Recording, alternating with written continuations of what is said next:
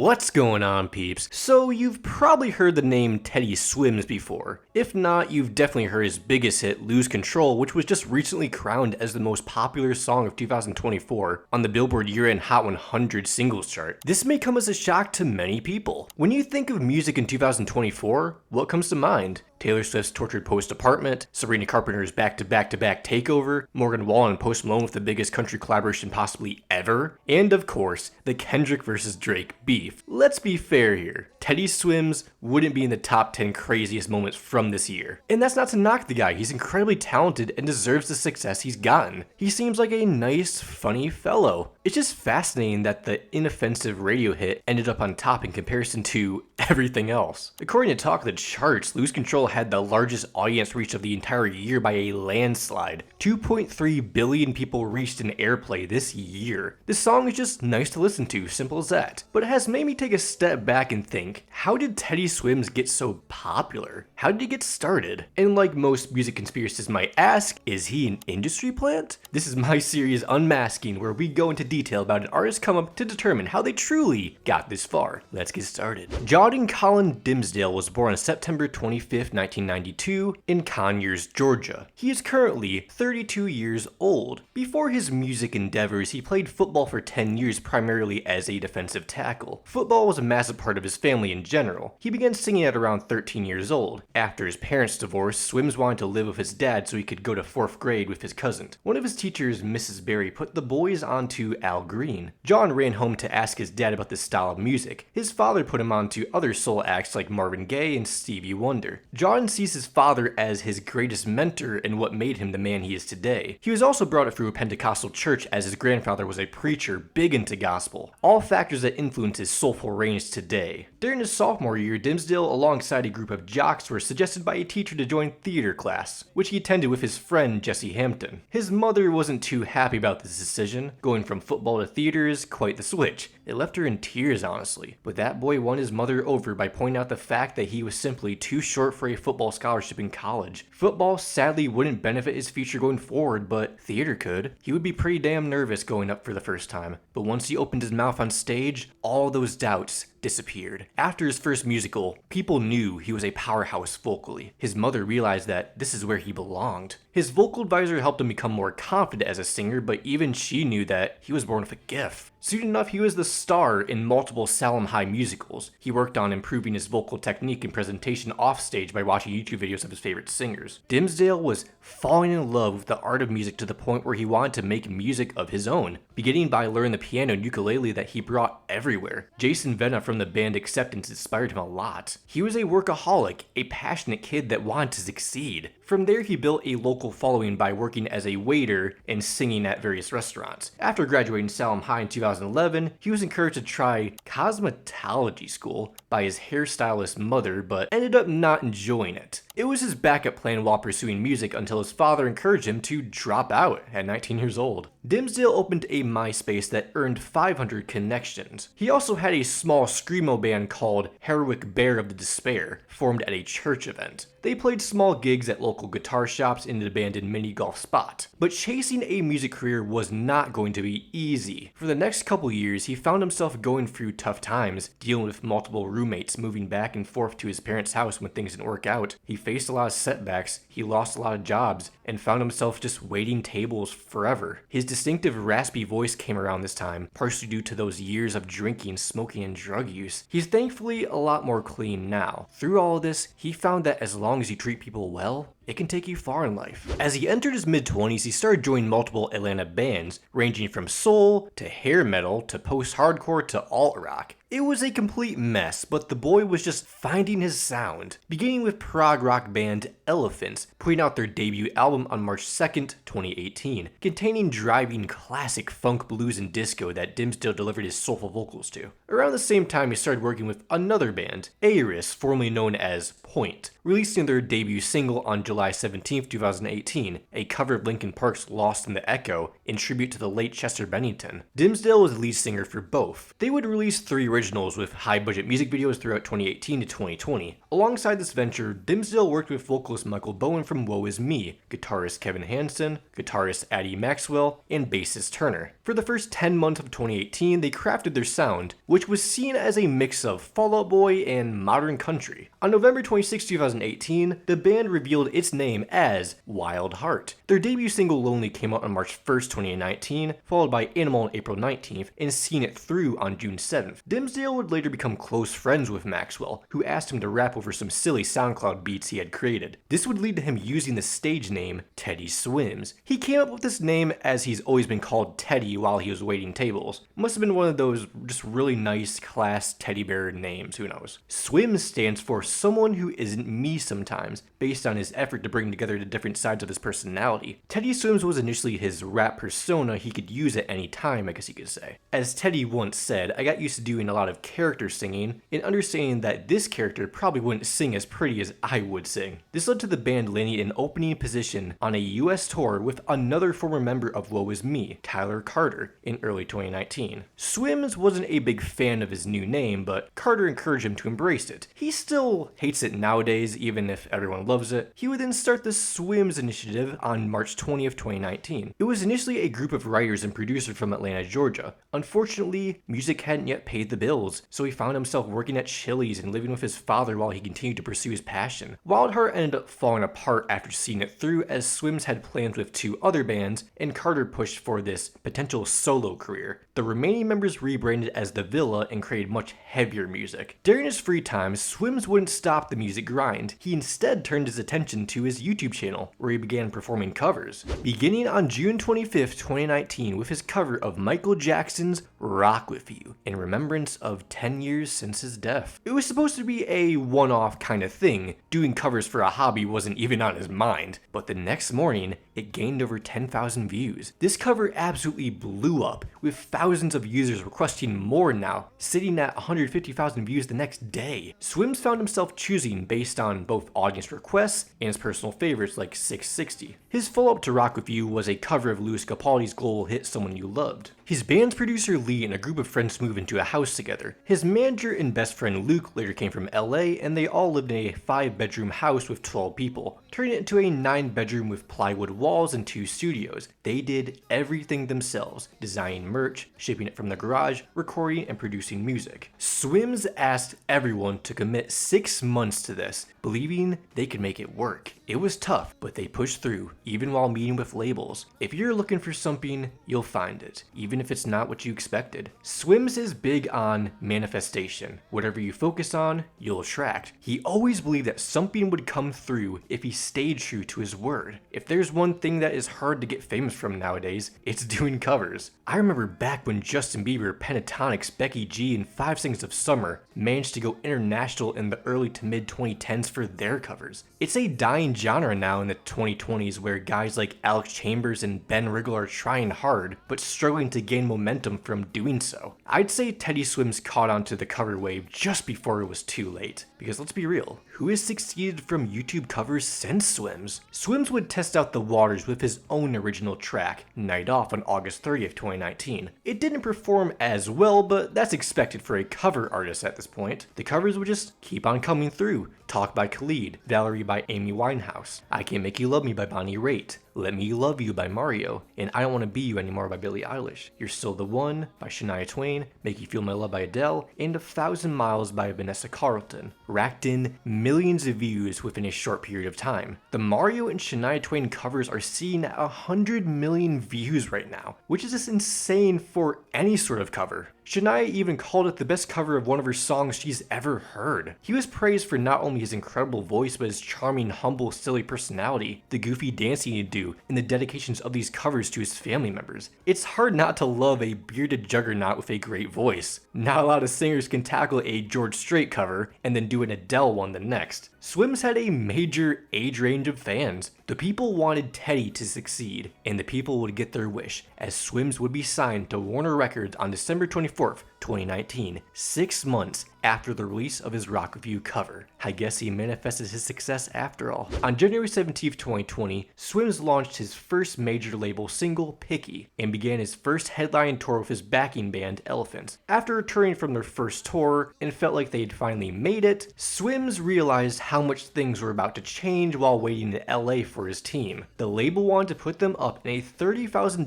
Airbnb to record his album, but Swims was upset at such a high cost, seeing it as unnecessary. The label told him that such investments were part of building his career, giving Swims his first real reality of the major label experience. But then COVID happened, so touring was off. Teddy believes that the pandemic changed his perspective, admitting he struggled with being seen as a ballad guy and wanting to show he's more than that, throwing him back into cover mode, taking on the biggest Spotify single in history, Blinding Lights by The Weeknd, saluting to BLM with What's Going On by Marvin Gaye, and commercially releasing his viral Shania Twain cover to Spotify in the summer. His next original came in August, titled Broke, later re-recorded with country star Thomas Rhett. That's how I first heard of his name, believe it or not. Swims was beginning this transition from a cover act to being known for his own songs. He wasn't getting a lot of radio play, but the numbers don't lie. All ages enjoyed his style. This transition continued to 2021 with the release of My Bad and Gold Certified Bed on Fire, boosted by his active TikTok engagement. All a part of his debut EP released on May 21st, 2021, Unlearning. He appeared on The Kelly Clarkson Show and was recognized as an artist you need to know by the Rolling Stone magazine. He also performed on The Late Show with Stephen Colbert and supported Zac Brown Band that summer. Next, he put out Simple Things in August, promoting it through The Late Late Show with James Corden and The Today Show. Now, Teddy admittedly wasn't getting as many views on his originals compared to his covers at the time, but I think this was a period of him breaking out of his cover artist shell to prove he doesn't need bigger songs to get his name out there, because in 2022, this man went on a feature spree, collaborating with everyone it seemed like. Meghan Trainor, Mitchell Tenpenny, Telecast, MK, Illumium, Pamela Faith, man, we could go on. Teddy Swims was expanding his reach across all sorts of genres. He wanted you to know his name, and Swims had the connections to do so. He was feeding his fans at all times, making sure that you will never escape Teddy Swims. That same year, he put out 2 EPs, Tough Love on January 21st and Sleep is Exhausted on November 4th. But wait, there's more. Swims posted one snippet of a cover for one of the biggest songs of all time, Don't Stop Believin' by Journey. This blew up on TikTok, garnering 20 million views. After growing each and every one of his platforms to 1 million followers, it was time for Swims to release his debut album in 2023. This began work for I've Tried Everything But Therapy Part 1. In an interview, Swims mentioned that he planned to go to therapy, which inspired the album title. He wanted to give himself a couple more months of freedom and embrace being a traumatized little shit. It's a 10-track collection introduced by the singles What More I Can Say and Lose Control. The latter saw Warner actually pull some strings for once and get him a radio push. About damn time. They must have been saving their dollars for this one song because boy, it was about to be inescapable. It was released on June 23rd, 2023 after being teased from a viral TikTok. From there, it began its slow but steady climb until reaching the Billboard charts for the first time in August, debuting on the Hot 100 at number 99, mostly on strong streaming and decent digital sales. It maintained this momentum after his debut album was released on September 15th, 2023. This record placed at number 61 during its first week. Following the back-to-back Drake and Taylor Swift album bombs in the fall, the song finally reached the top 50. However, it was subject to another challenge, the Christmas season. If you don't know, Christmas songs literally replace half the songs and kill everything in sight. Yeah, I admittedly kinda hate it. After the Christmas season faded, Lose Control had received a big radio push that landed it in the top 20 after 20 weeks of climbing, alongside surprisingly consistent digital sales. More on that in a minute. The following week, Lose Control reached the top 10 at number 8. It would eventually reach the top 5 after earning the highest digital sales numbers that week. On February 17th, 2024, Lose Control was now seated at number 2 on the Hot 100 with impressive numbers across the board. Streams were high, radio was bubbling up fast, and sales were still promising. Warner took notice of this placement and did did everything they could to push it to number 1. Your question must be, what did they do? Well, you remember the song Sales I was talking about? Warner decided to release not 1, not 2, not 3, but 7 versions of Lose Control throughout February to March, after fighting off Beyonce's Texas Hold'em, Beautiful Things by Benson Boone, and Carnival by Kanye. Lose Control finally took the number 1 on March 30th, 2024, after 32 weeks, which is the longest consecutive climb to number 1 ever. The song had received 10,000 to 20,000 downloads the past couple weeks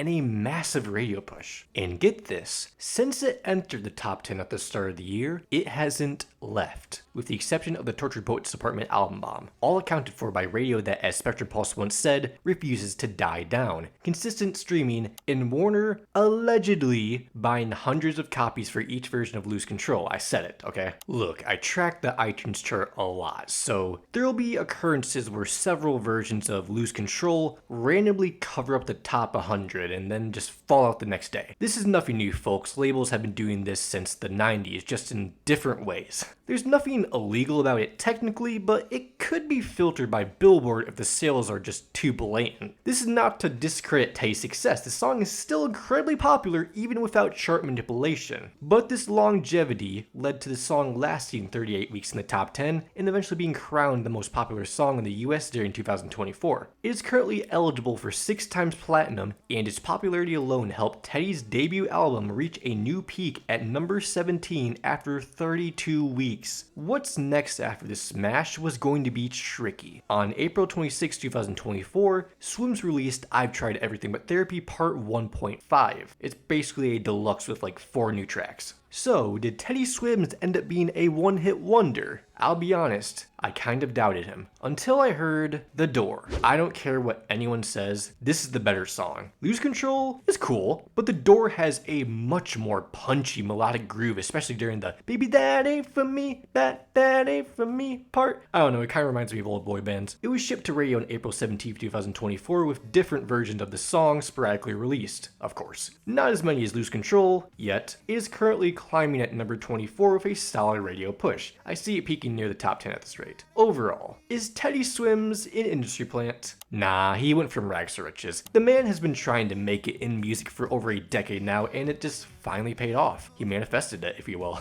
It's been clear since the start that he has a workaholic tendency, from music theater to being part of 3 different bands to doing a bundle of covers throughout 2019, to feeding his audience with material in 2022. Swims was just able to build his fan base up through the years naturally, with less label involvement than people want to admit. Teddy Swims wanted to succeed, and he was going to do everything he could to do so. Did his label help him get that number 1? Duh. But then again, what artist is getting a number 1 independently anymore? With his latest single, Bad Dreams, having a promising start, I think this guy might end up sticking around. To be honest, I'm fine with that. If you enjoyed this video, make sure to like and subscribe for more bass content. I'll see you all in the next one. Make sure to love all, and peace. Thank you.